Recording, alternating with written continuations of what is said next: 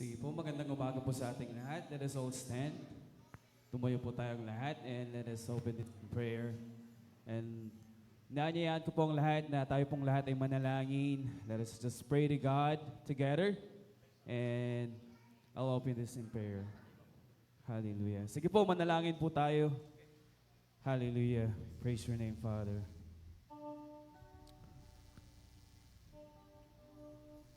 Amen, amen, amen. Hallelujah. Panginoon, nagpapasalamat po kami sa umagang ito, sa bagong buhay. Muli, Panginoon, na yung binigay sa amin. Nagpapasalamat po kami sa iyong kabutihan, sa iyong mga pagpapala, Panginoon, sa aming buhay. Sa umagang ito, sa kalakasan, sa paggising, sa umaga, Panginoon, na patuloy niyong binibigay, pinaparana sa bawat isa. Tanging dalangin namin, Panginoon, sa umagang ito, ay ma-receive muli ang iyong mensahe, maranasan ang iyong pagkilos, Panginoon, sa aming buhay. Patuloy, sa lahat po ng may mga nararanasan, mga problema, may mga naiisip, Panginoon, Lord, tulungan niyo po ang bawat isa, na-empty ang bawat isipan, that we may empty our hearts, that we may empty our minds, Panginoon, para po makapag-focus lamang po kami na purihin ka, nasambahin ka sa umagang ito, Lord. Lord, we ask that may your Spirit continue to be with us. Help us, Father, to glorify your name, to worship you with all of our heart, Lord Jesus, this morning. Hallelujah. Panginoon, maraming salamat po sa bawat pagkakataon na kami yung tinutulungan, na umahon, kapag kami nadadapa, nakakagawa ng hindi ka nais-nais, Lord. Salamat po sa pagpapatawad. And Lord, we just want to ask you this morning that you may fill us with your presence. Hallelujah. Lord, we just want to lift up your name on high.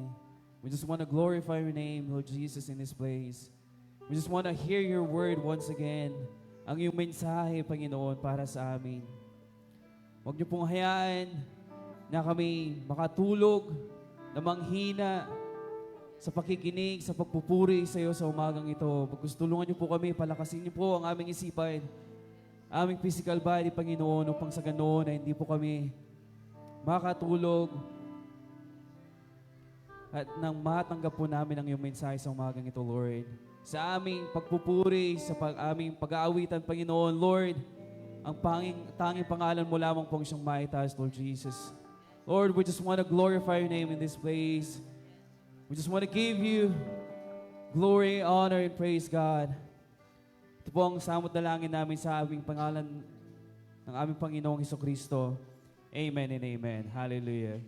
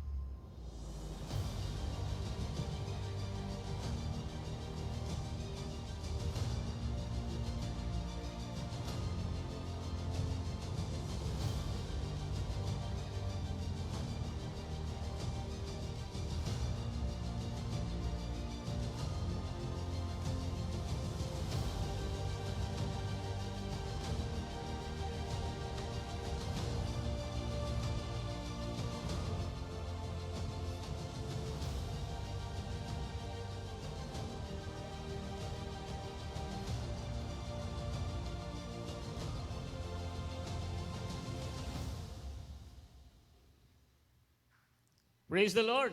Isang mapagpalang umaga po sa bawat isa. Hallelujah. Tayo po bang lahat ay pinagpala sa umagang ito? Mukhang hindi lahat pinagpala. Pinagpala po ba tayong lahat? Amen. Hallelujah. Isa nga pong malakas sa palakpak para sa ating Diyos na buhay. Hallelujah. Ang pagpupuri po at pagsamba ay walang pinipiling oras. Alam niyo po ba yon? Walang pinipiling sandali. Walang pinipiling panahon. Ang pagsamba ay araw-araw sa ating buhay. Amen? Kaya oras na para sumamba sa ating Panginoon. Hallelujah!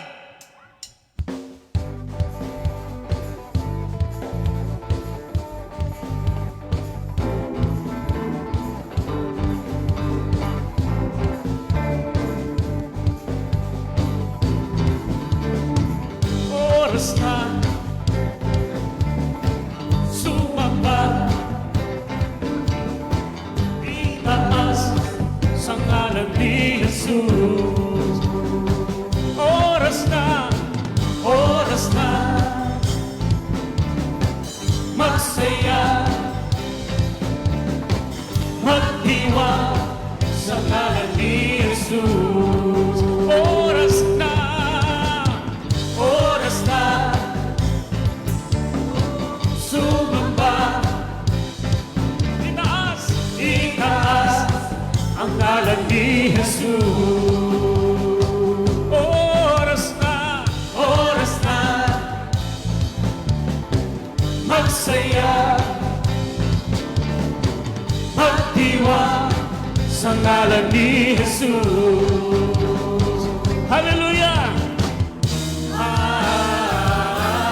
Hallelujah!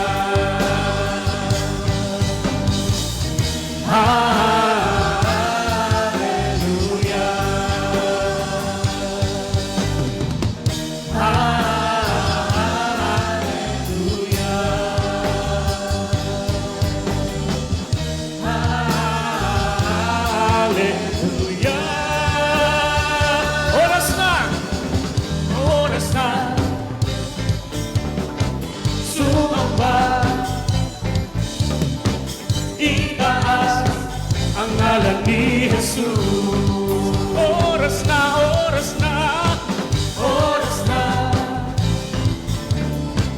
masaya,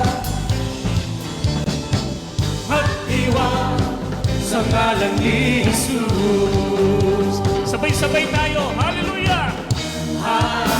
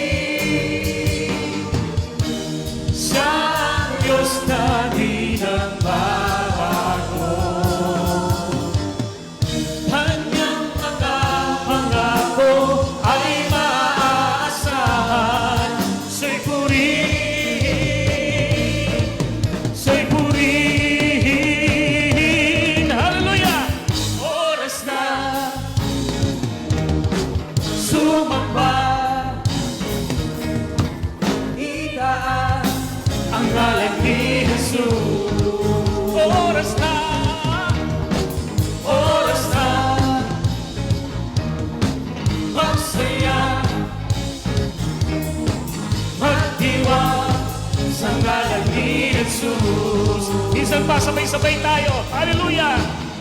Hallelujah!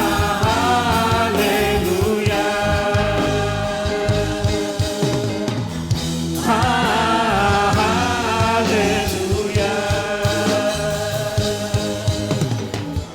Hallelujah!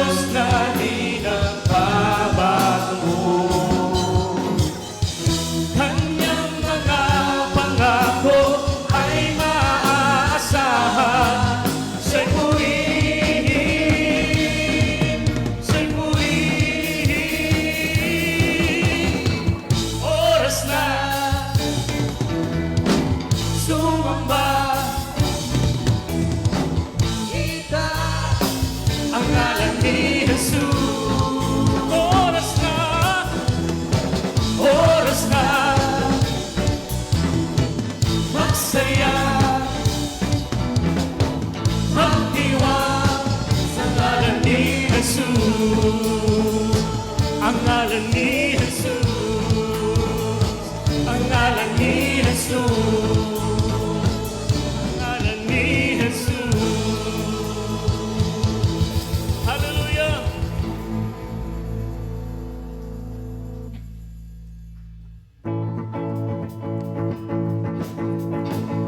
Patuloy po natin purihin ang ating Diyos. Hallelujah!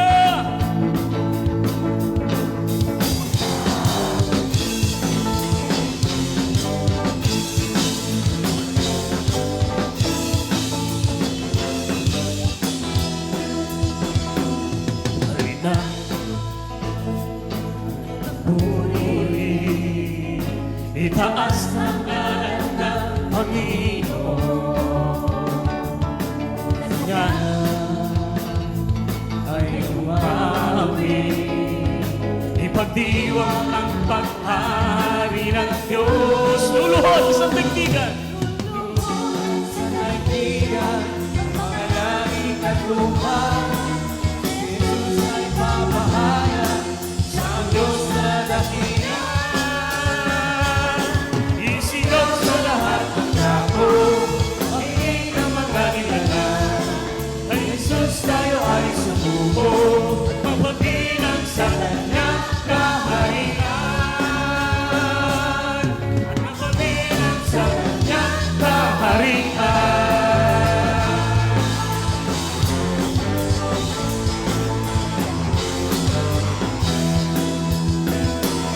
Halina at magpuri, itaas ang ngalan ng Panginoon. Sa Kanya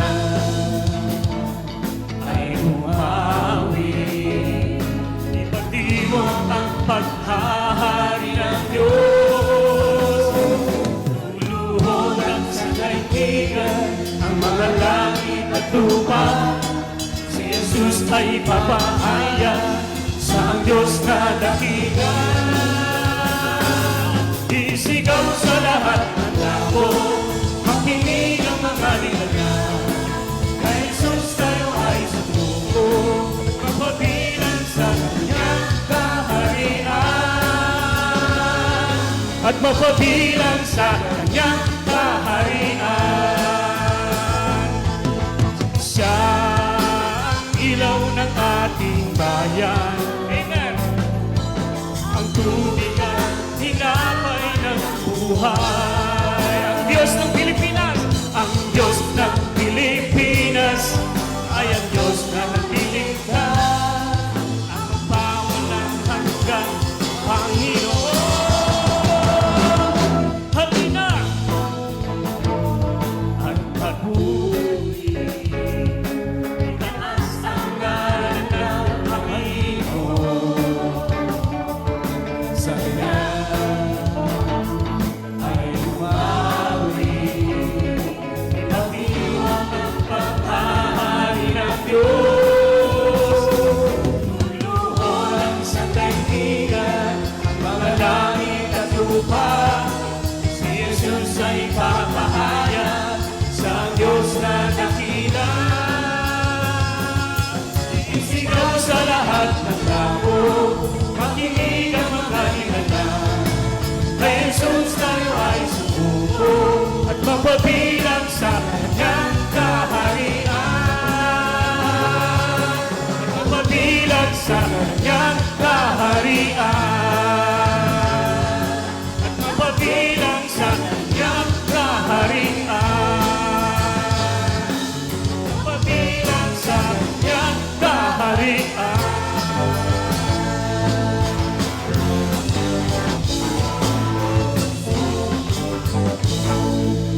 Hallelujah!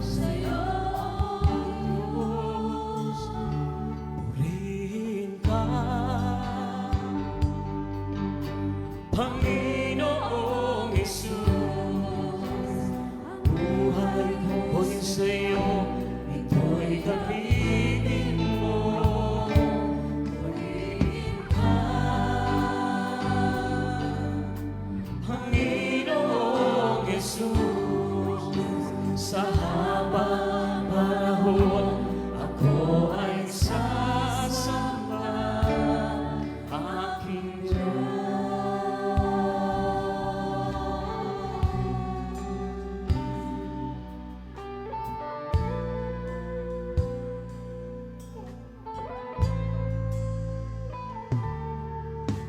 Panginoon, sa iyo ako ay laging sasamba. Papupurihan ka, puso at isipan, buong lakas at buhay, aking ialay sa iyo. Minsan pa, Panginoon,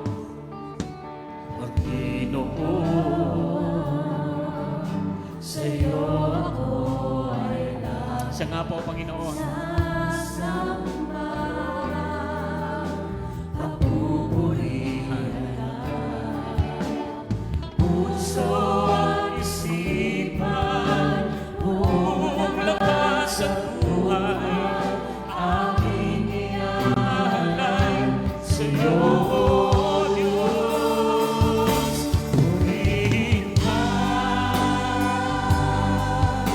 Panginoong Hesus, ang buhay ko'y sa'yo, ito'y gamitin mo. Purihin ka, Panginoong Hesus, sa habang panahon ako ay sasamba. Purihin ka, Panginoong Hesus, sa buhay ko'y sa'yo, ito'y gamitin mo. Purihin ka, Panginoong Hesus, sa habang panahon ako ay sasamba. Purihin ka, O Diyos, Panginoong Hesus, ang buhay ko'y sa'yo, ito'y gamitin mo. Purihin ka, Panginoong Hesus, sa habang panahon ako ay sasamba aking Diyos.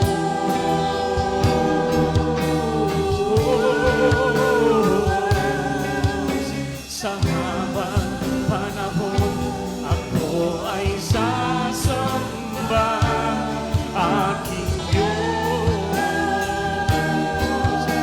Sa habang panahon, sa habang panahon ako ay sasamba aking Diyos.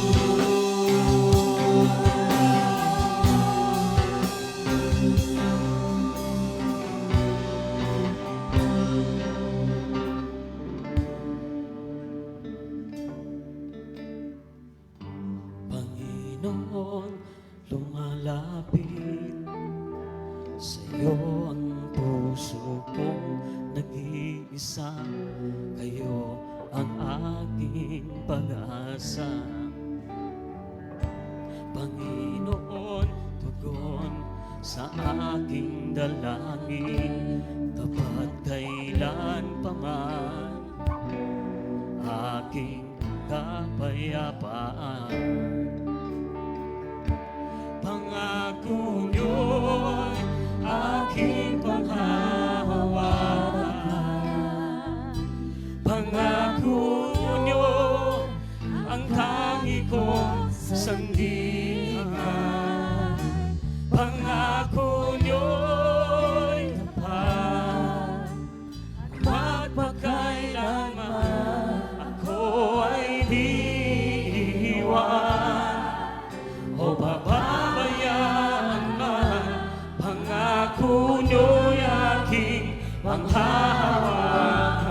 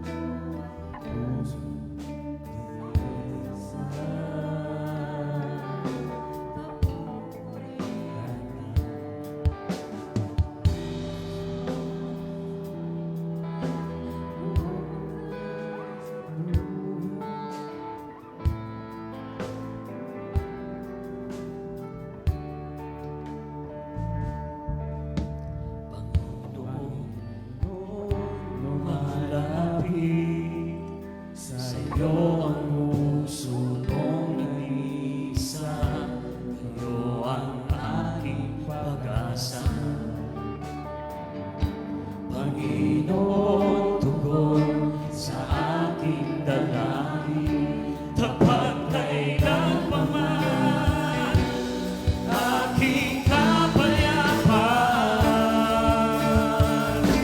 Pangako niyo aking panghahawakan. Pangako niyo ang tangi kong sandigan.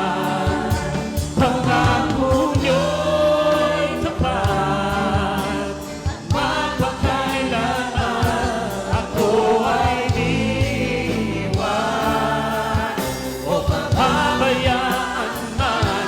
Pangako niyo'y aking panghahawakan. Pangako niyo'y aking panghahawakan. Panginoong Yesus, pangako niyo ang tangi kong sandigan. Pangako niyo'y tapat, magpakailanman ako ay iwan o pababayaan man. Pangako niyo'y aking panghahawakan.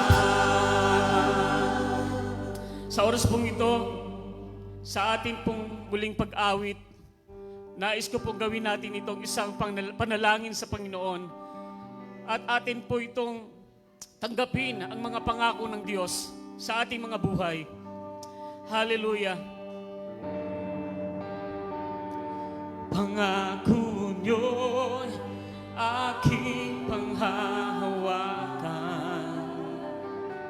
Pangako niyo ang tangi kong sandigan. Pangako niyo'y tapat o magpakailanman ako ay di iwan o pababayaan man. Pangako niyo'y aking panghahawakan. Minsan pa, walang instrumento. Pangako niyo'y aking panghahawakan. Pangako niyo ang tangi kong sandigan.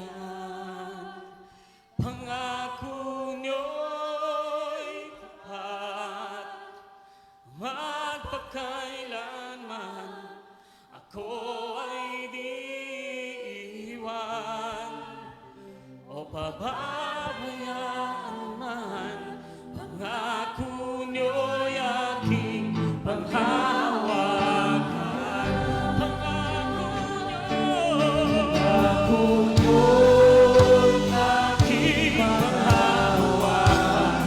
Panginoong Yesus, pangako niyo ang tangi kong sandigan.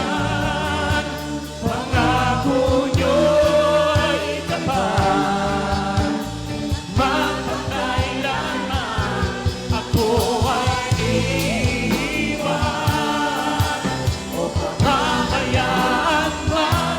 Pangako niyo'y aking panghahawakan. Sa uling pagkakataon, pangako niyo aking panghahawakan. Pangako niyo ang tangi kong sandigan. Pangako niyo'y tapat, magpakailanman ako ay di iwan o pababayaan man. Pangako niyo'y aking panghahawakan.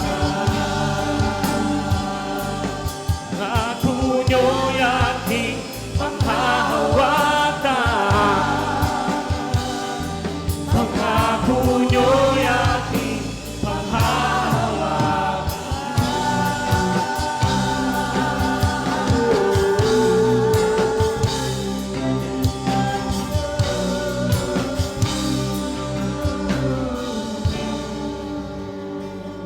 Hallelujah.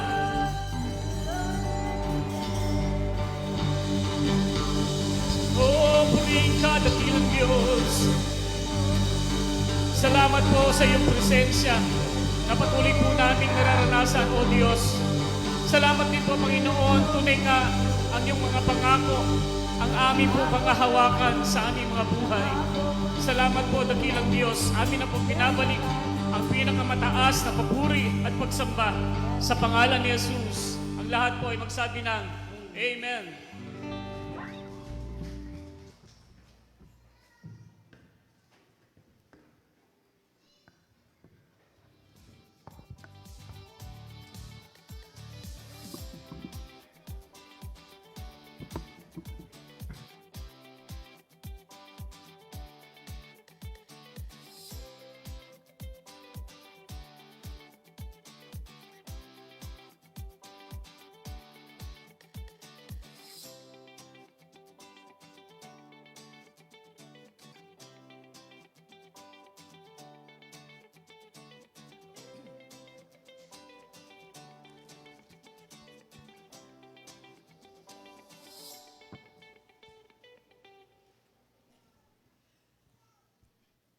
So purihin po muli natin ang ating Panginoong Diyos.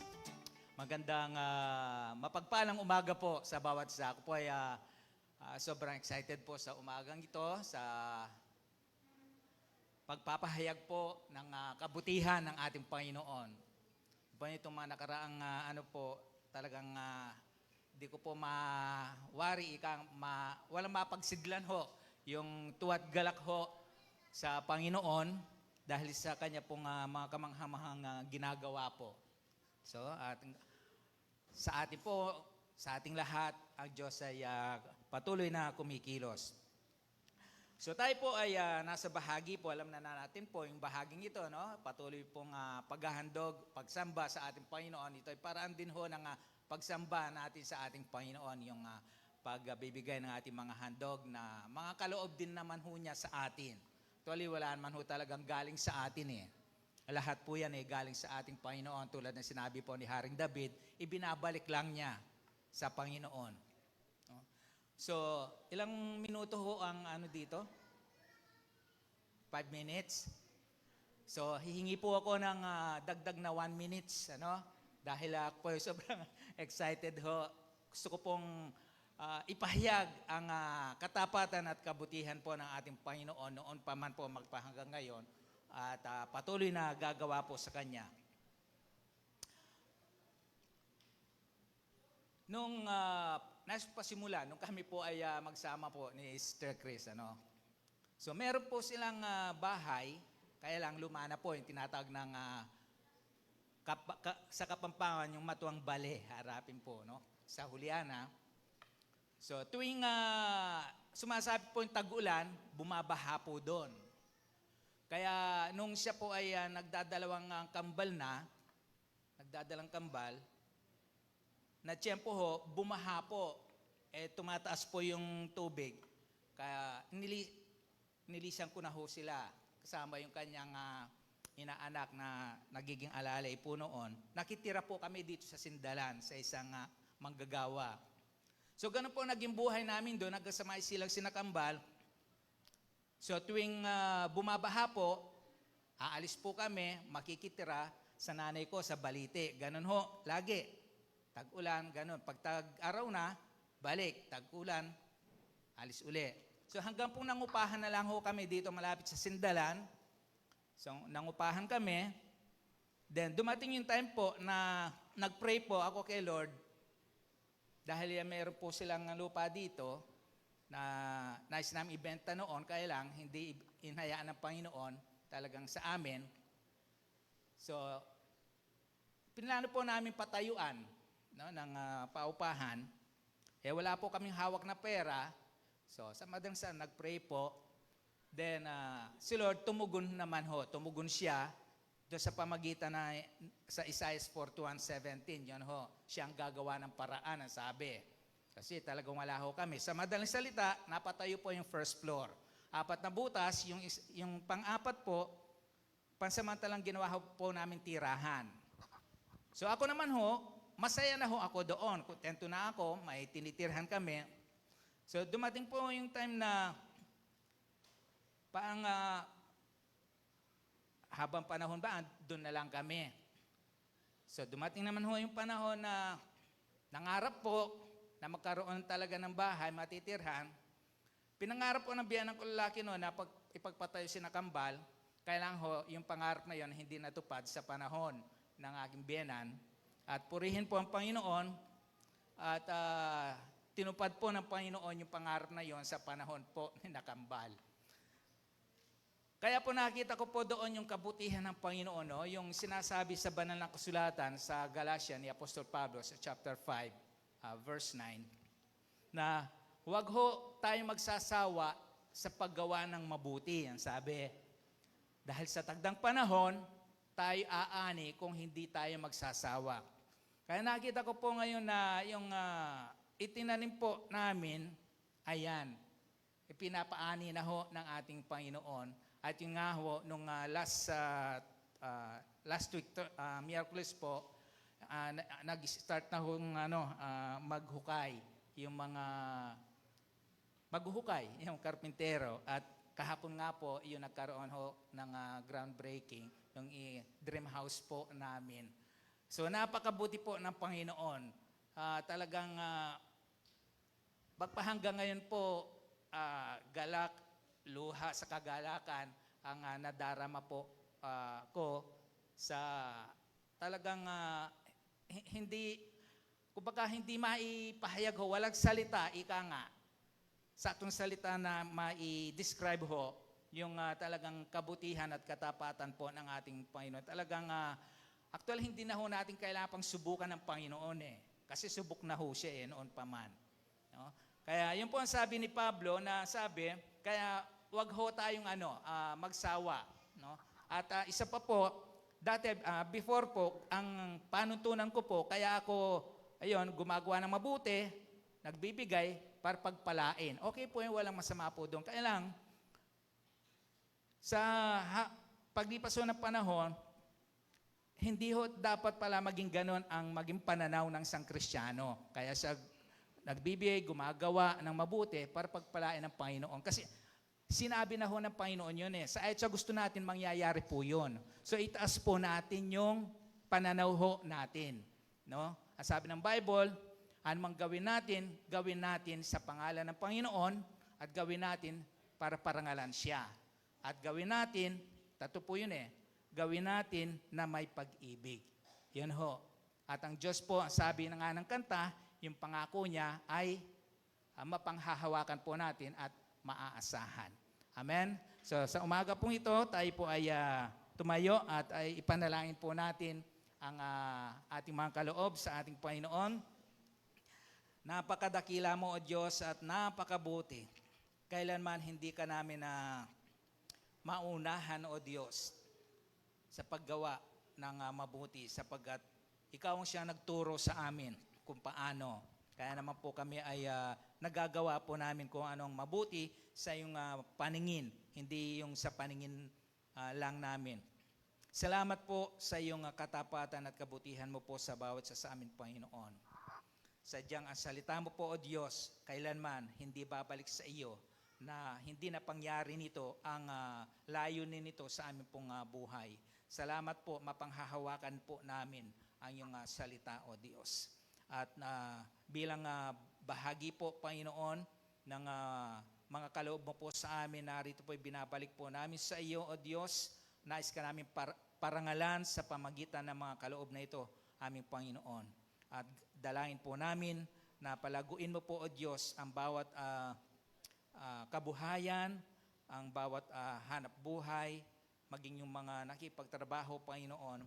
O Diyos, ikaw siya nag-aangat, nagpo-promote, Panginoon Diyos, sa kanila, sa bawat isa na patuloy po na sumusunod at nagtatapat sa iyo. Tanggapin mo po nawa, Panginoon, ang mga kaloob na ito ay maging masaming handog nawa po sa iyong harapan. Sa iyo po ang lahat ng papurit, pasasalamat sa pangalan po ng aming Panginoong Jesus. Amen.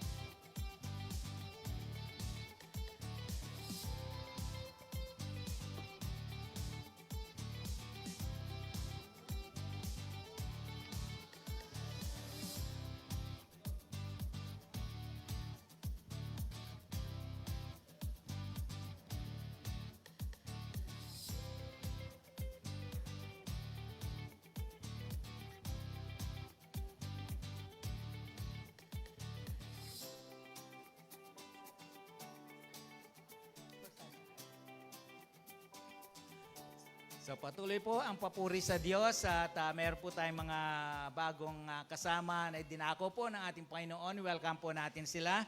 At yung pong matatawag na pangalan na inihiling po natin na tumayo at kami po ay maghahandog ng panalangin sa inyo po. Ano?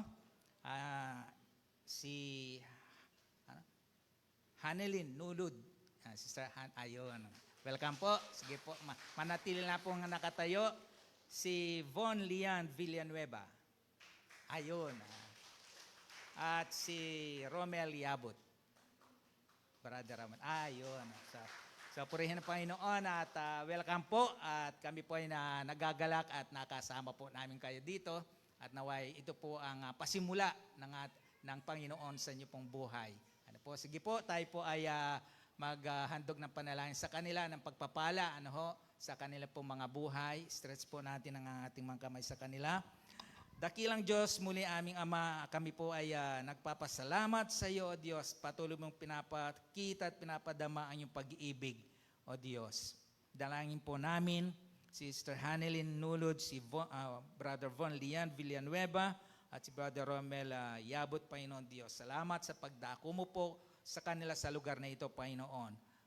Tulad na sinabi po ni Pablo, ang mabuting bagay na pinasimulan mo po sa kanilang buhay ay iyo pong lulubusin hanggang sa muling pagparito ng aming Panginoong Jesus. Kami po ay nagpapahayag na mabuting bagay mula sa iyo, O Diyos, sa kanila. Pagpalain mo po patuloy ang kanilang buhay, lalo na ang kanilang spiritual na buhay, O Diyos, lalo ka pa nilang kauhawan, naisin na makilala pa sa pamagitan ng iyong mga salita. Pagpalain mo po ang kanilang family, O Diyos. At patuloy nawa po namin silang makasama sa pagsamba po sa iyo sa tuwing dumarating ang ganitong araw. Salamat po, Ama, at sa iyo lamang po ang lahat ng papurit pa sa salamat sa pangalan po ng aming Panginoong Jesus. Amen. Ayan. Welcome po.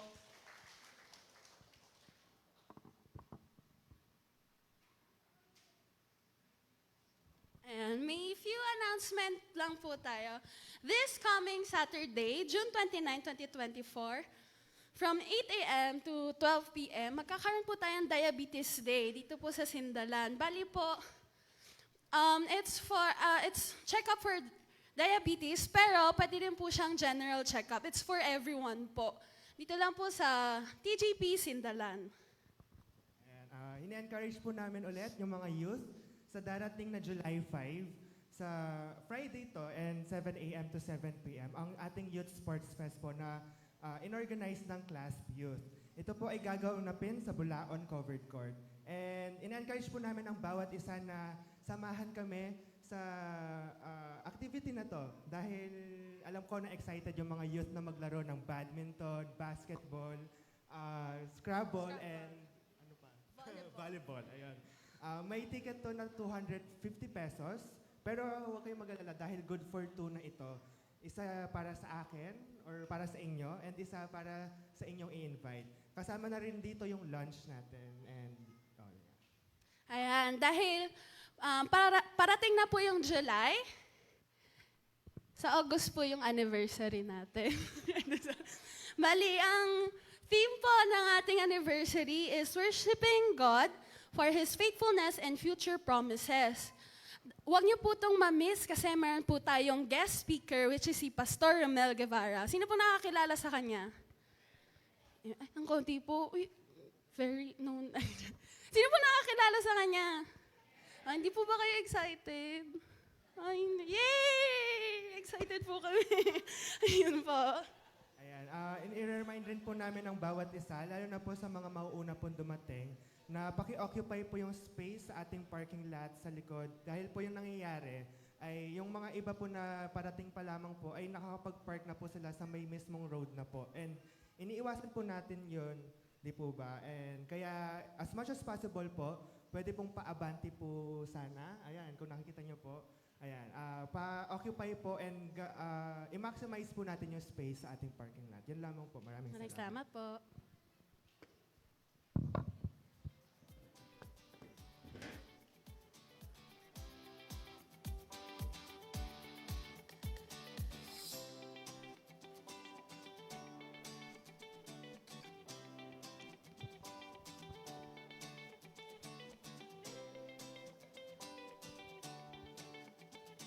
Magandang umaga po sa bawat isa. So, mukhang giniginaw po kayo. Sana ay tuloy-tuloy na gising ang bawat isa. Sa presensya po ng Panginoon ay patuloy po tayong makinig ng kanyang mga salita.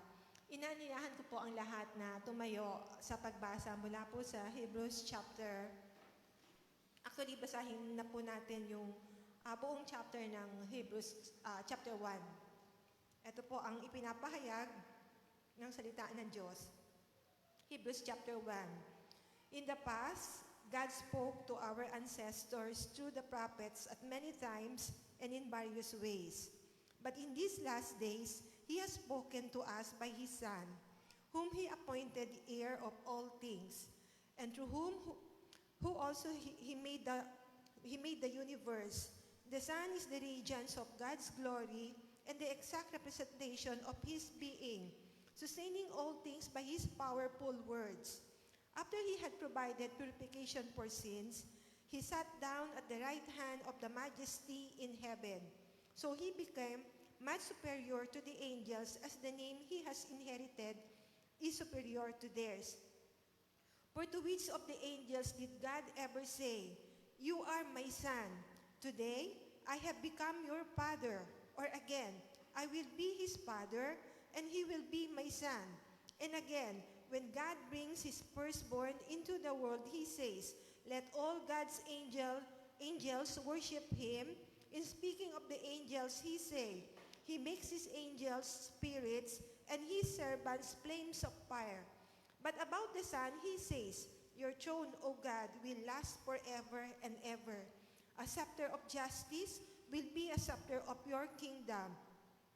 You have loved righteousness and hated wickedness. Therefore, God, your God, has set you above your companions by anointing you with the oil of joy." Verse 10, He also says, "In the beginning, Lord, you laid the foundation of the earth, and the heavens are the work of your hands. They will perish, but you remain. They will all wear out like a garment. You will roll them up like a robe. Like a garment, they will change, but you remain the same, and your servants will never end, and your years will never end." Verse 13, "Sit at my right hand until I make your enemies a footstool for your feet." Are not the angels ministering spirits sent to serve those who will inherit salvation? Purihin po ang pagkabasa ng salita ng Diyos. Sandali po tayong manalangin. Dakilang Diyos, sa umagang ito, nagpapasalamat po kami dahil Ikaw ay mabuti. Lord, as you have said in Hebrews chapter 1, you spoke through the prophets to our ancestors in many times in various ways. But in these last days, you have spoken to our Lord Jesus Christ. And the word mismo, Lord, ay ang salita. Ang salita, Panginoon, sabi sa John, naging tao, nagkatawang tao, at namuhay kasama po ng mga alagad, Panginoon. Lord, patuloy ka pong kumilos sa aming kalagitnaan. Maranasan po namin ng may katotohanan at ng buhay na buhay ang iyong mga salita sa aming lahat. Sa pangalan nga po ni Jesus. Amen. So, maaari na po kayong makaupo. So, actually, yung unang bahagi po nito ay naipahayag ko po last March. Kung naalala po niyo yung chapter 1, verses 1 to 4 po yun. Yun po yung unang bahagi na na-share ko po. Actually, naipahayag po ang Hebrews o naisulat ito, ang intended na mga audience po, yung mga tao, yung mga Jews na na-convert po sa Christianity. Kaya noong mga panahon na yon ay meron pong mga parang somehow persecuted po sila dahil sila po ay hindi na nagpatuloy dun sa kanilang pananampalataya dahil meron po silang nakitang panibagong pananampalataya, which is probably sa panahon natin ngayon, dati ay iba po yung ating mga pananampalataya. Subalit, may mga tao na nagmagandang loob na meron nag-witness sa atin, nagpahayag ng mga salita niya, sapagkat naranasan naranasan po nila yung mga katotohanan na ito kung kaya't gustong-gusto nilang ibahagi din po sa atin. At ayaw po nila na manatili tayo doon sa dating pananampalataya na kung saan ang sabi ng Biblia, doon sa mga nakasumpong ng salita ng Diyos, may pangako po siya na buhay. Samantalang sa hindi magpapatuloy o hindi po nakasumpong ng mga pangakong ito, sila po ay doom na, meron ng nakatakda sa kanilang kapahamakan. So, yun po yung mga katotohanan po mula po dito sa Hebrews. Again, as I have read sa verses 1 and then sa hanggang 3, so God spoke to our ancestors through the prophets in various ways, many times. So nagpapahayag siya ng napakaraming beses sa iba't ibang mga kaparaanan sa ating pong mga ancestors through the prophets. So way back then sa Lumang Tipan, ang kapahayagan po ng Diyos ay sa pamamagitan ng kanyang mga propeta. At sabi po in verse 2, but in these last days, He has spoken to us by His Son. Subalit sa mga panahon ng mga ng New Testament, nung ang Panginoon ay bumaba, nagkatawang tao, nabuhay bilang tao, at ibinigay ang kanyang sarili para sa katubusan ng ating mga kasalanan, sabi po doon, yung kapahayagan ng Diyos ay sa pamamagitan na mismo ng ating Panginoon, sa pamamagitan ng kanyang salita. At sino po ang tinutukoy na salita dito? Mismo ang Panginoong Jesus. So, He is the Word, whom He appointed heir of all things. So, ang Panginoon ang siyang tagapagmana ng marami at ng lahat ng bagay, at hindi lamang po yun. He appointed heir of all things, and through whom also He made the universe. The Son is the radiance of God's glory. So, ang Panginoon mismo, yung kaningningan ng kaluwalhatian ng Diyos Ama. Alam po natin, kung tayo po'y nakabasa na ng Lumang Tipan, way back po ng mga nangyayari doon, yung mga tao, takot na takot po silang makita yung mukha ng Panginoon. Sapagkat sa sandaling makita nila ang Diyos ay magpakita sa kanila, alam nila na sila po'y mamamatay. So, samantalang dito, ipinakita sa Bagong Tipan, mismo sa pamamagitan ng ating Panginoon, nakikilala ang Diyos Ama. Now, dito po sa Hebrews chapter 1, verses 4 to 14, Jesus Christ, much superior than angels. So, actually, dun sa nauna, yun po yung yung revelation, supremacy of God's revelation. At ang tinutukoy po dito, ang ating Panginoong Jesus. Samantalang dito sa verses 4 to 14, yung superiority ng ating Panginoon sa kumpara sa mga anghel. Kasi sa Lumang Tipan din, and even in the New Testament, ang mga anghel po ay nagpapahayag. Sila po yung mga messengers. Sila po ay mga mensahero. Okay. So, for He is not only the final messenger of God in the last days, He is the very message of God. Okay, so yun po, no? Mismo ang ating Panginoon, ang mensahe ng Diyos Ama. So, in the Old Testament dispensation, angels were often the mediators between God and man. Frequently, God spoke to man through angels. So, may mga panahon po doon sa Lumang Tipan na kung saan si Hagar, dahil parang other woman o naging asawa po ni Abraham. Nung panahon na wala pang anak po si Sarah, sa kanya din naman kasi nanggaling yung ganung plano dahil iniisip niya na hindi na siya magkakaanak pa sa pamamagitan ni Abraham. Kaya sabi ni Sarah sa kanyang asawa, si Abraham, total, ito naman yung aking katulong na babae, baka sa pamamagitan niya, matupad yung pangako ng Diyos. Pero hindi po yun yung plano ng Diyos na sa pamamagitan ni Hagar, yung promise na magiging ama siya ng maraming bansa. So, dahil noong mga panahon na yon ay sobrang parang siguro sa damdamin ni Sarah na medyo nagmamalaki si Hagar dahil meron na nga siyang anak, kaya dumating yung pagkaselo sa kanya, kaya pinagmamalupitan niya ngayon itong si Hagar. At sa mga panahon na yon ay umalis si Hagar, dala-dala si Ismael.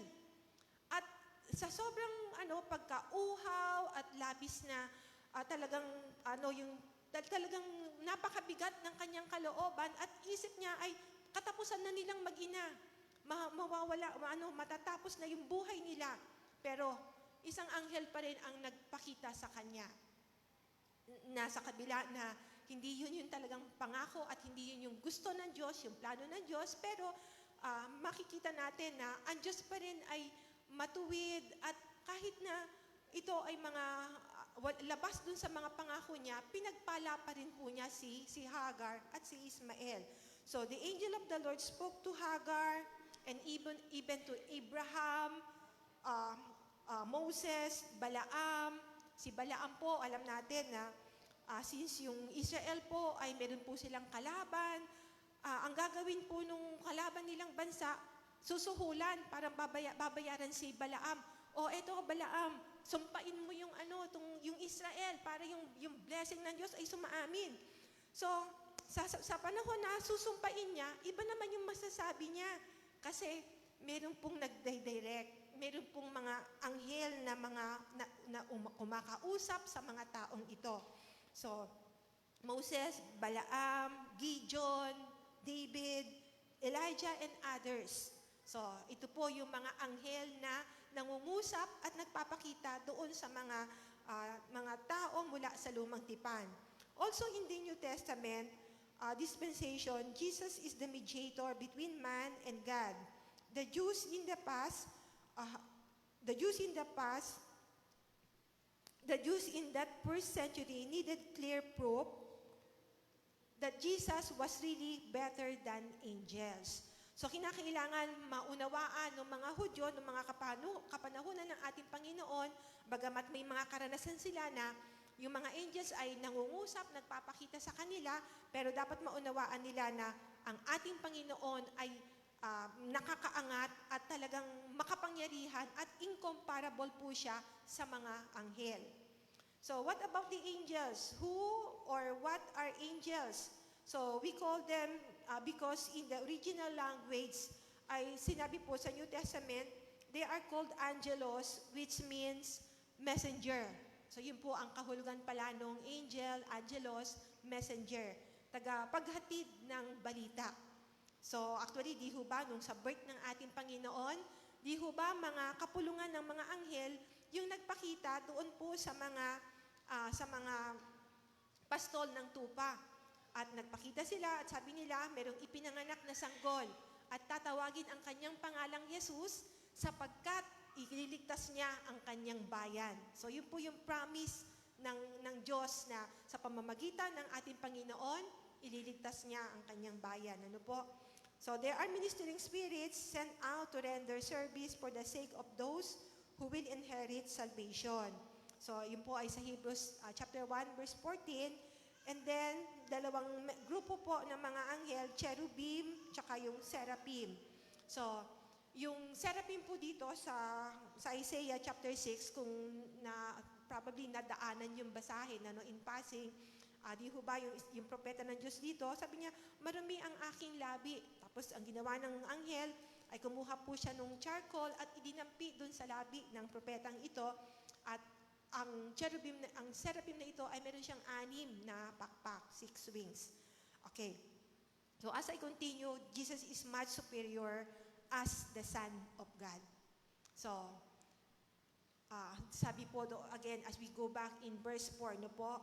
So he became a much superior to the angels, as the name he has inherited is superior to theirs. So, he has inherited a much superior name or a more excellent name. Yun po ay sa verse 4. So what is in the name? So it stands for the identity of the entity carrying the name. So pagpapakita, sino ba yung may daladala ng pangalang ito? Even sa New Testament, ano po, may mga pangyayari doon, di ba, kasi probably hindi pa uso yung mga apelido, kaya minsan ay sasabihin, si Simon Pedro, anak ni ganito, o kaya, asan ang ating Panginoon na doon sa tahanan ni, I think si Simeon yon na isang leper, just to parang i-connect doon sa pangalan ng taong ito, meron silang babanggitin na parang alias. So, something na ganun po, no? Para ma-determine nila sino ang tinutukoy na tao doon. So, 3 ways Jesus obtained His great name. So, by virtue ng kanyang kapanganakan, at yun nga po ay sa Matthew chapter 1, verse 21. So, she will give birth to a son, and you are to give him the name Jesus. So, mismo ang anghel ang nagsabi doon kay Maria, ito ang pangalan na ibibigay mo sa kanya, Jesus. Jesus, sapagkat kanyang ililigtas ang kanyang mga tao mula sa kanilang mga kasalanan. He will save His people from their sins. And then, by inheritance, ito nga din po ay sa Hebrews chapter 1, verse 4 na halos kababasa ko lang din po, no? He has inherited a great and a superior name compared to the angels. So, He has inherited that name. And then, sa Philippians chapter 2, verses 5 to 11, by achievements. Ano po yung achievements na tinutukoy dito? Dito po again sa Philippians chapter 2, verses 5 to 11. So, okay, 2, verse 5 to 11. In your relationship with one another, have the same mindset as Christ Jesus. Okay, verse 6. Who, being in the very nature God, did not consider equality with God something to be used to His own advantage. Rather, He made Himself nothing by taking the very nature of a servant, being made in human likeness, and being found in the appearance as a man, He humbled Himself by becoming obedient to death, even death on a cross. Therefore, God exalted Him to the highest place. He gave Him the name that is above every name, that at the name of Jesus, every knee should bow in heaven and on earth and under the earth, and every tongue acknowledge that Jesus Christ is Lord, to the glory of God the Father. So, by virtue of His achievement, Philippians chapter 2, verse 5 to 11, nakita ho natin, sabi, ang Panginoon ay binigyan ng mataas na pangalan, na maging nasa langit, nasa lupa, nasa ilalim ng lupa, ay magbabow down, ipapahayag na si Jesus ang kanilang Panginoon. So, ganoon ka-powerful ang pangalan ng ating Panginoon. So, every time we confess the name of Jesus, alam ko po, yung kapangyarihan ay patuloy na dadaloy sa ating kalagitnaan. So, that is the name of Jesus, very powerful at sabi po, superior than the other name, superior as the Son of God. Okay. So, Jesus is much superior as the Son of God. He has inherited a much superior name, a more excellent name. And then next, Jesus Christ is much superior because He is the Son of God. Yun po ay sa verse 5. Verse 5. For to which of the angels did God ever say? Sabi, kailanman hindi ipinahayag ng Diyos Ama ang mga kapahayagang ito sa mga anghel, o particular probably kay Gabriel o kaya kay Michael o sa iba pang mga anghel, hindi niya sinabi ang mga kataga mula dito sa Hebrews chapter 1. Sabi po, you are my son. Today, I have become your father. And then, or again, I will be his father and he will be my son. So dito po, nakita natin yung superiority ng ating Panginoon. Jesus Christ is much superior because He is the Son of God. Siya ay anak ng Diyos. So, ito pong passage na ito sa Hebrews verse 5, you are my son, and then yung mga sumunod po, this passage is quoted from Psalms chapter 2. Ito po yung tinatawag na Messianic Psalm. Messianic Psalm, it talks about the sovereignty and power of God over any force or uprising of the kings and rulers of this world. It reminds Israel that God is in control of the world. So, kapansin-pansin sa Psalms chapter 2, sabi po doon, ito yung tinatawag na Messianic Psalm, na kung saan ipinakita yung kapangyarihan ng ating Panginoong Jesus, His sovereignty, and His power or the power of God over any force of rising kings and rulers of this world. So mapapansin natin, ang Panginoon ay makapangyarihan. Ang katotohanan, I think sa Psalms ninyo, siya ang naglalagay ng mga tao sa panunungkulan, pamunuan, maging hari man yan, maging pangulo, o anumang mga katungkulan. At ipinapahayag din po doon na siya din ang may kapangyarihan na mag-alis. Siya din yung magtatanggal ng mga taong ito sa kanilang mga panunungkulan. So, ang sovereignty ito ng ating Panginoon, ang Diyos ay makapangyarihan. He has a power to put up people in the leadership, or He has the power to remove them. Siya yung may kapangyarihan na maglagay at mag-alis.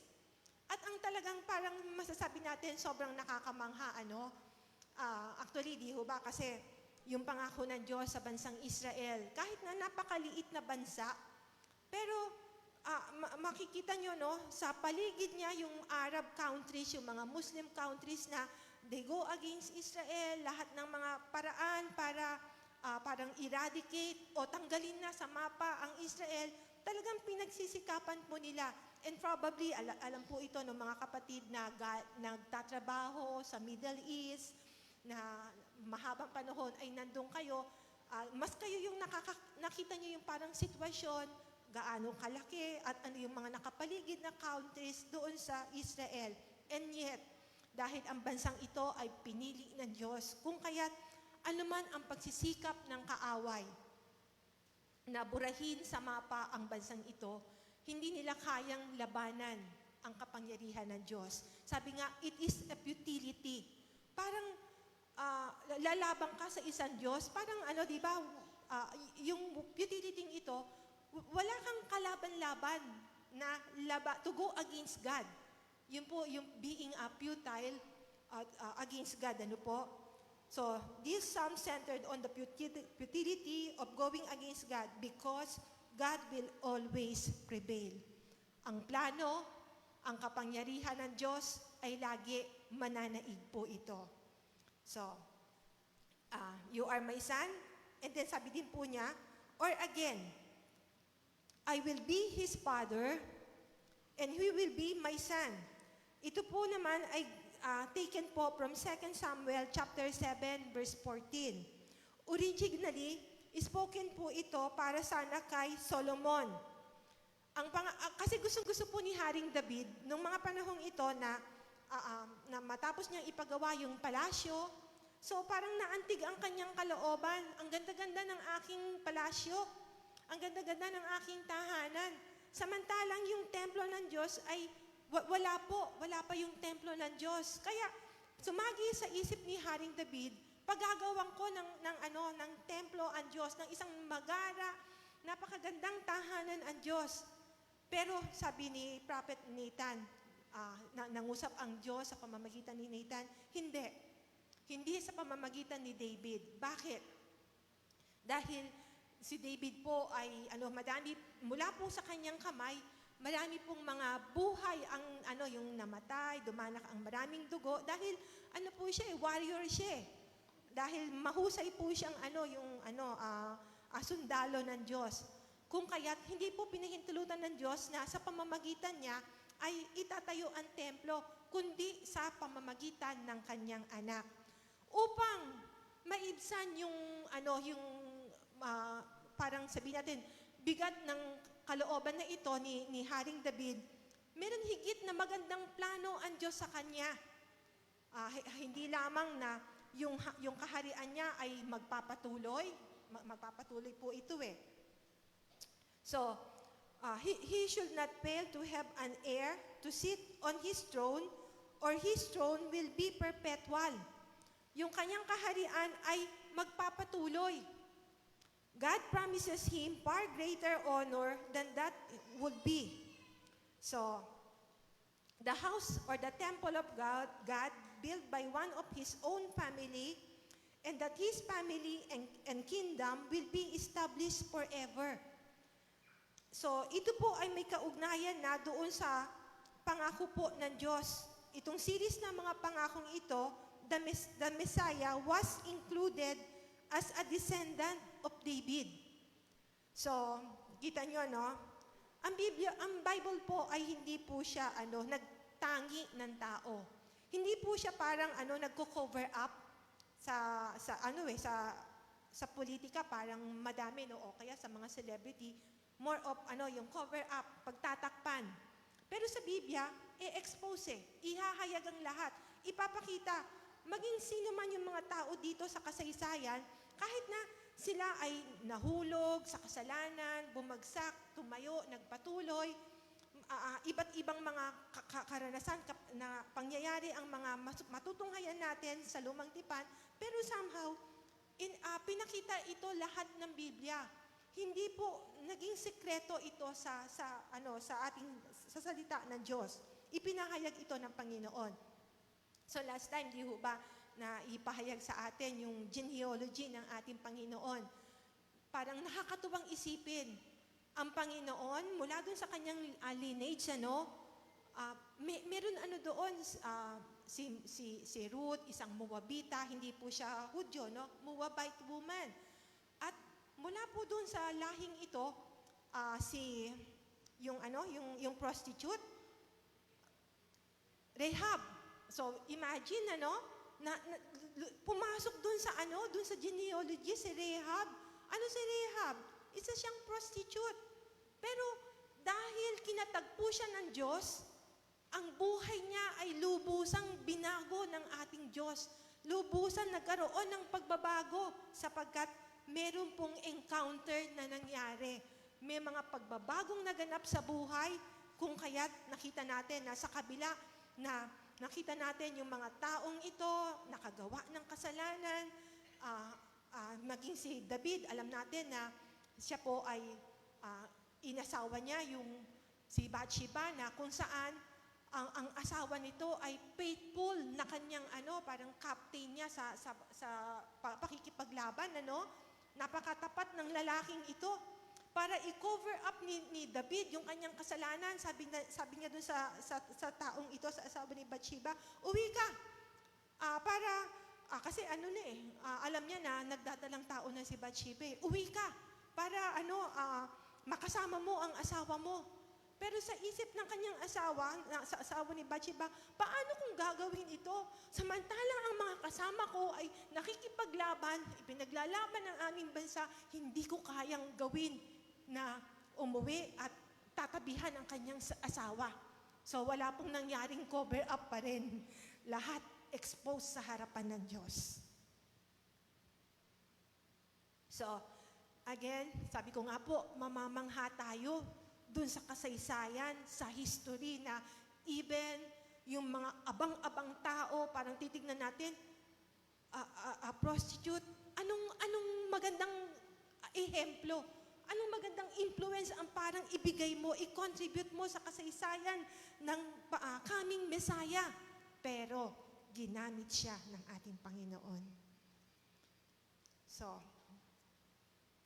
in this series of promises, the Messiah was included as a descendant of David. And as I proceed, Jesus Christ is much superior as God. Imagine, God the Father, in-address niya ang ating Panginoon, God. Sasabi niya, Jesus Christ is much superior as God. So, verses 6 to 9 po ito. Okay. Dito po ay inutusan po ng Ama ang mga anghel na sambahin ang ating Panginoon.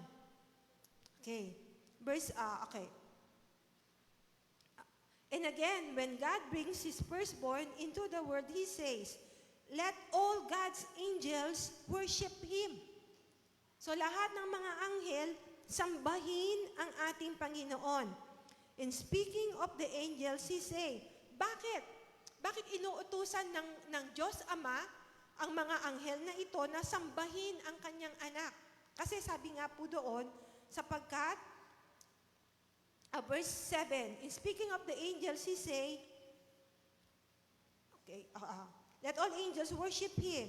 In speaking of the angels, he say, he makes his angels spirits and his servants flames of fire. Itong mga anghel po ito ay mga espiritu po sila, and others, sabi po, ay flames, parang mga nagliliyab na apoy. So, mapapansin ninyo yung nagliliyab na apoy na ito, ginamit po ito sa Genesis. Na kung saan, naalala po ninyo, doon sa creation, na nahulog sa kasalanan sina Adan at Eva, para bantayan yung puno ng yung pagkaalam ng masama at mabuti. Kasi once na kinain nila yung punong, yung bunga noon, once na nakain po ito nila, Adan at Eva, hindi na po sila mamamatay. Kaya may idinigay na mga anghel ang Diyos upang bantayan yung punong ito. So ito po yung mga flames of fire. And verse 8, But about the Son of God, the Son, he says, your throne, O God, will last forever and ever. A scepter of justice will be a scepter of your kingdom.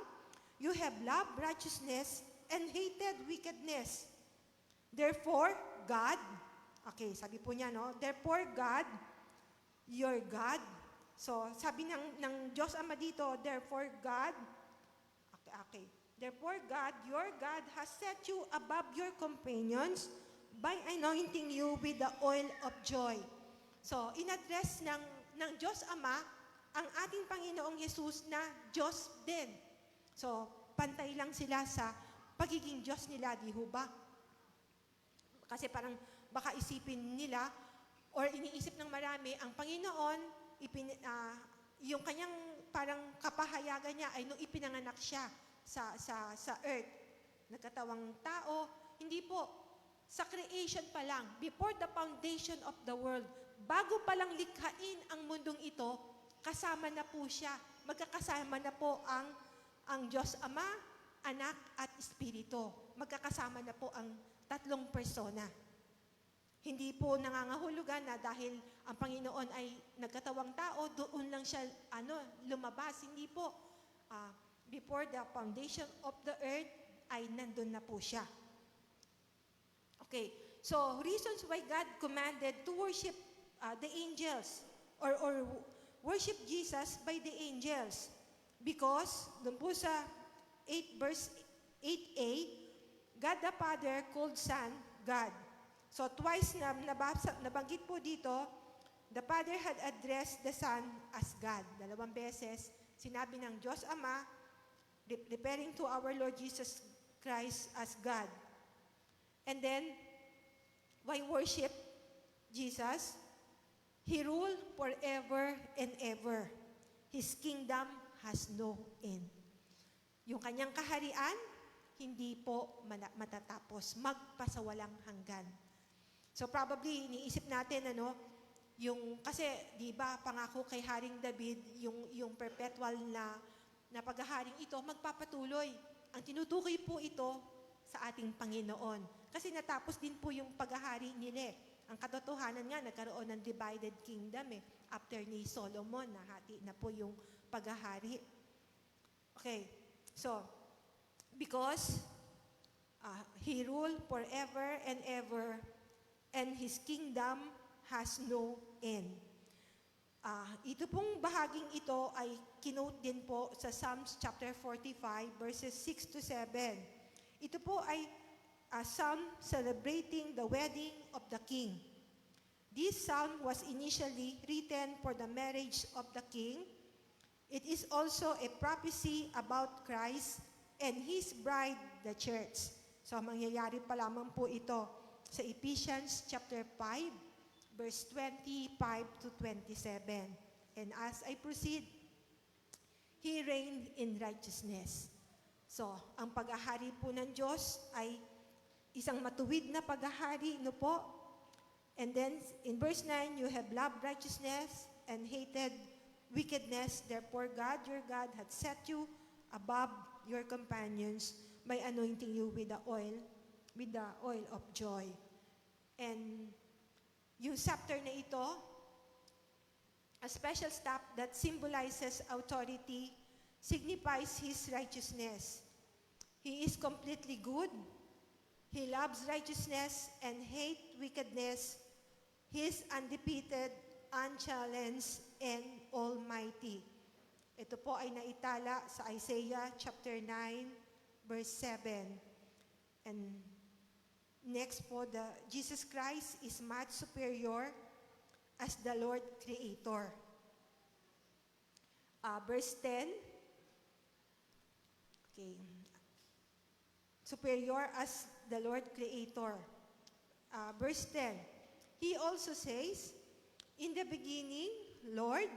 So kanina, di ba, in-address ng Ama, God. Dito naman, in-address niya, Lord.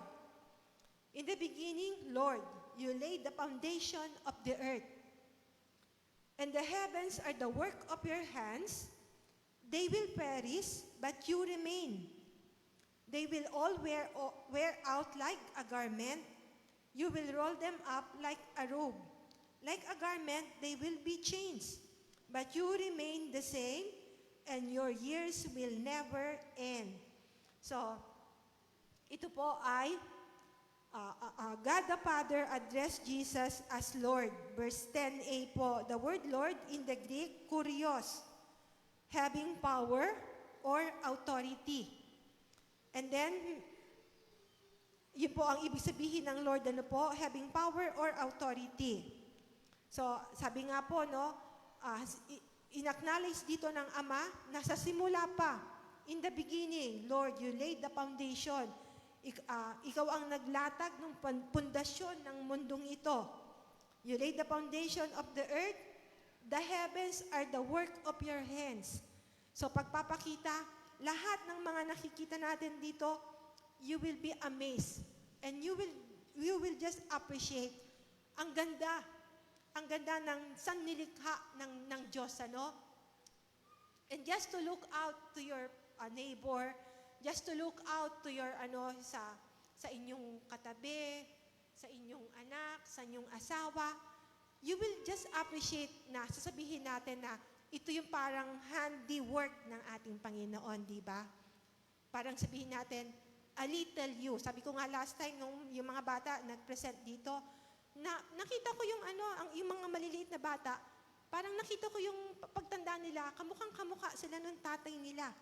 Ngayon sa atin, di ba, nakikita natin yung mga anak natin, yung ating asawa, magulang, at iba pa, na-appreciate natin ang ganda-ganda ng pagkalikha ng Diyos sa bawat isa. Can you appreciate the workmanship of God o yung obra maestra ng ating Panginoon sa inyong asawa, sa inyong anak?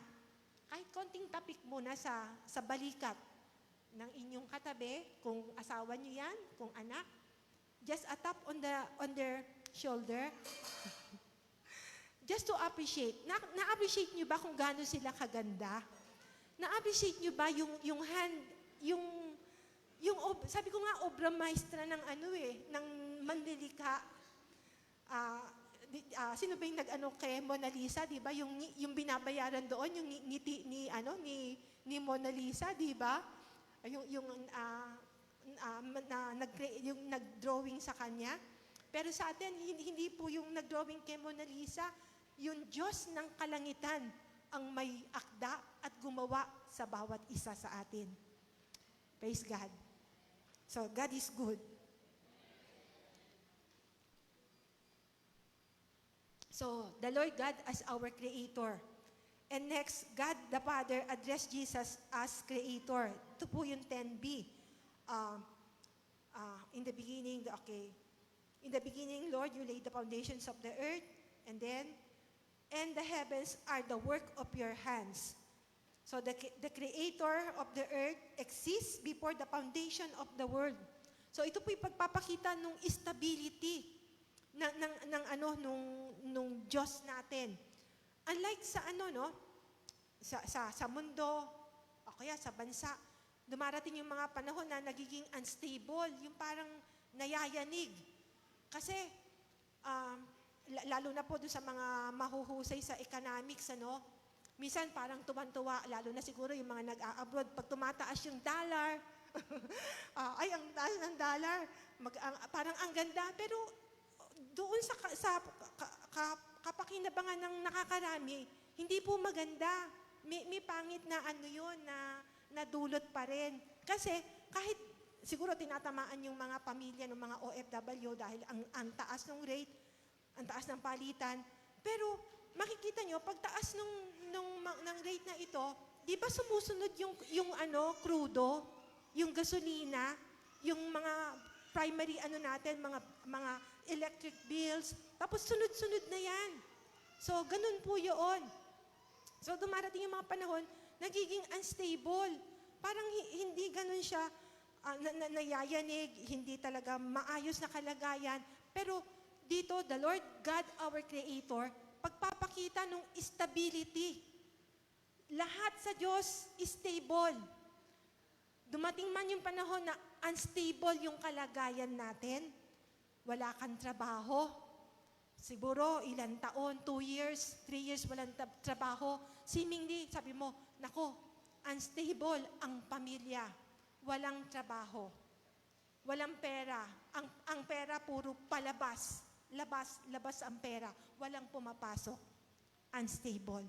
Pero kailanman, sa bokabularyo ng Diyos, wala pong unstable. Lahat ay stable. Amen? So, alam ko po, sa atin, may magnagpasya tayo sa buhay natin. May mga kapatid na, tinitignan ko nga parang, winawari ko, ano yung plano ng Diyos para sa mga kapatid na ito? Ganyan. Parang dumarating sa panahon na iniisip ko.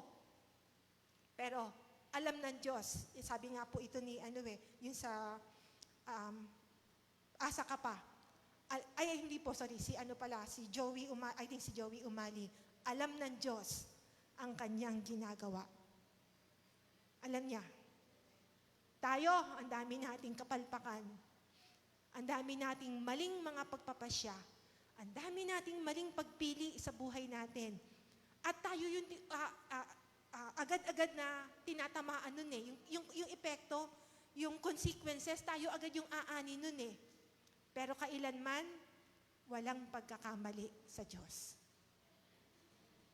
So, the Creator of the earth exists before the foundation of the world. Stability, speaking of stability, points out the wisdom of the Creator in laying such foundation. So imagine, parang hindi tayo mga scientist, hindi tayo maalam sa lupa, doon sa lupa or sa meteors, sa universe, lahat-lahat. Parang kulang tayo, kapos tayo pagdating sa mga ganong area. Pero somehow, kung titignan natin, points out the wisdom of the Creator in laying such foundation. Pagpapakita ng katalinuhan ng Diyos kung paano niya inilay down ang lahat ng ito. Yung foundation ng mundong ito, ng earth, ng heaven and earth. Ang Diyos ang siyang naglay ng foundation na ito. So, He is a great, yung architect, He is a great engineer. Lahat-lahat na, sabihin nyo na. So, again, for the people, sa mga kapatid natin, you've been to many, many places, and then, na-appreciate nyo yung kagandahan ng mga lugar, yung mga architectural design ng mga nag-create ng mga lugar na napuntahan ninyo, at talagang hahanga kayo, bibilib kayo, more than that mga architect, more than itong mga sinasabi kong mga engineers na ito, God is a genius. Kasi sabi po doon, He laid the foundation of this world. Siya ang naglatag ng mga pundasyon na ito. And then it proves the deity of Christ, by whom and all things in it. And next, God the Father addressed Jesus as Eternal One. Ito po ay sa 11 and 12a. They will perish, but you remain. They will all wear out like garment. You will roll them up like a robe, like a garment. They will be changed, but you will remain the same. And your years will never end. Mananatili kang magpakailanman. You will remain the same, and your years will never end. Yun din po ay nasa Hebrews, I think 13:8, no po. Jesus Christ is the same yesterday, today, and forever. And last, Jesus Christ is much superior as the eternal King. Okay, verse 12b, but you remain the same, and your years will never end. To which the angels did God ever say, sit at my right hand until I make your enemies a footstool for your feet? Are not all angels ministering spirits sent to serve those who will inherit salvation? So, but you remain the same, your years will never end. Ito po ay kinote sa Psalms 102, verse 25 to 27. It speaks of the unchangeable, eternal Son of God / King. The Son of God has always existed and will always exist. His kingdom has no end because His life has no end. So, ang Psalms 102, ito po ay isang reflection on the difficulty of life and the importance of keeping an eternal perspective by keeping our eyes on Jesus. As I have said a while ago, may mga panahon na parang nag-iisip tayo, malalim ang mga dinadala natin, pero humaharap man po tayo sa mga difficulties of life. Ang challenge po dito sa Psalms 102 ay sabi po, to keep on eternal perspective by keeping our eyes on Jesus. Lagi lang, nakatingin lang ang ating mga paningin sa ating Panginoon kasi alam naman natin na wala po siyang nakakaligtaan sa mga dumating na doon sa mga golden years, tapos pa seniors. Ang daming parang mga yung mga nakakaligtaan, nakakalimutan. Hindi alam kung saan nailagay yung kabababalang, hinahanap na. Pero alam nyo, sa Diyos, wala siyang nakakalimutan. Wala siyang nakakaligtaan. Ang bawat isa, lahat tayo ay lagi nasa puso niya. Iniisip niya ang ating mga kapakanan sapagkat ganoon kabuti ang Diyos na ating pinaglilingkuran. Thank you. Hallelujah. Tayo pong lahat ay tumayo.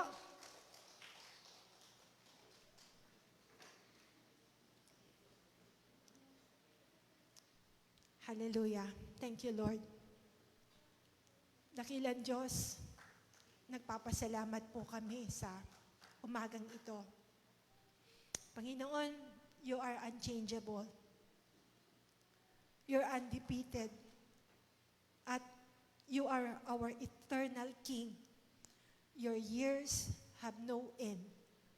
Lahat-lahat po ito, Panginoon, ay aming mapanghahawakan sapagkat ito ay mga salita mo. At ikaw mismo, Panginoon, ang aming pong pinangahawakan, Panginoon. Seemingly, kung meron man po, Lord, na may mga kapatid na iba-iba yung mga difficulties in life, may mga pinagdadaanan, madidilim na bahagi, somehow ay parang cloudy, hindi makita yung maliwanag. Pero at the end, Lord, ng tunnel, nandun yung pag-asa, nandun yung mga pangako mo, nandun ang mga salita mo, Panginoon, na kailanman ay hindi po magmamaliw. Even in Matthew, nabanggit na, heaven and earth shall pass away, but my words will not pass away. Ang mga salita mo, ang mga pangako mo, ay hindi po lilipas, hindi po magbabago. At nagpapasalamat po kami sa mga katotohanan na yan, na sa mga panahon na humaharap po kami sa mga difficult moment ng aming mga buhay, maraming salamat sapagkat meron pangakong pag-asa, meron pangakong buhay, at meron mga pangako mula sa iyong mga salita na hindi mo po kami iiwan, hindi mo po kami pababayaan at lagi kasama ka namin. Maraming salamat, Panginoon. Lord, sa mga kapatid namin na sa unang pagkakataon ay nakasama po namin. Salamat po sa mga panahon na nandito sila, naupo at nakapakinig ng iyong mga salita. Dinadalangin po namin, Panginoon, na patuloy na mangungusap ka sa kanilang mga puso at maghahatid ka ng mga pagbabago sa kanilang mga buhay. Dalangin po namin, dakilang Diyos, na masumpungan kanila ng may katotohanan sa kanilang buhay at masimulan po nila, Panginoon Diyos, na ikaw ay maranasan ng malapitan. Salamat, maraming salamat, Panginoon. Dakilang Diyos, amin na pong ipinagpapasalamat ang lahat-lahat. Salamat, Panginoon, sa buong linggong ito muli na ang mga kapatid ay tutungo sa kanilang mga trabaho, tutungo sa kanilang mga negosyo, sa mga bagay na kanilang mga ginagawa, sa kanilang mga nakaatang sa kanilang mga balikat. Salamat po, Panginoon, amin pong dinadalangin. Samahan niyo po ang iyong mga anak. Ang iyong presensya ay lagi sa kanila. Bigyan niyo po sila ng karunungan na nagmumula po sa inyo upang ma-handle po nila ang lahat ng buong husay at ng buong karunungan. Dalangin po namin, Panginoon, na ang iyong presensya ay sa kanila, Panginoon. Maraming salamat, dakilang Diyos. Lord, sa mga ama, sa mga ina, even sa mga anak na mga naririto, salamat po sa bawat isa. Salamat po sa kanila, Panginoon, sapagkat sila ay special gift sa mga pamilya. Napaka-unique po nila, Panginoon, at na-appreciate po namin ang kagandahan po ng bawat isa. Na-appreciate po namin, Panginoon, na sila ay lubhang napakahalaga sa iyong mga paningin.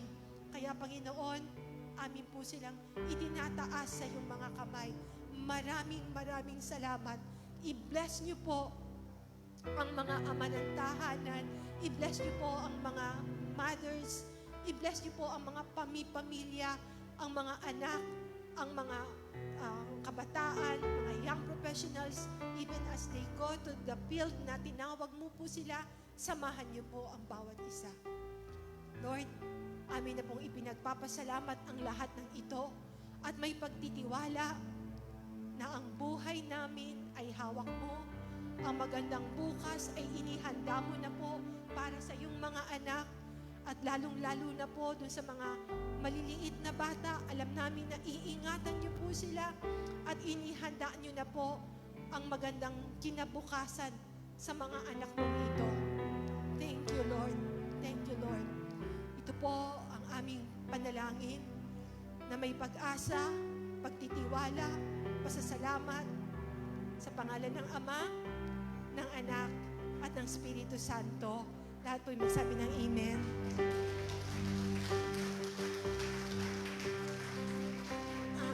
Paiwan po sandali. Meron po tayong ADG, no? So 10 to 15 minutes. Magandang tanghali po. Humayo tayo ng payapa at ligtas.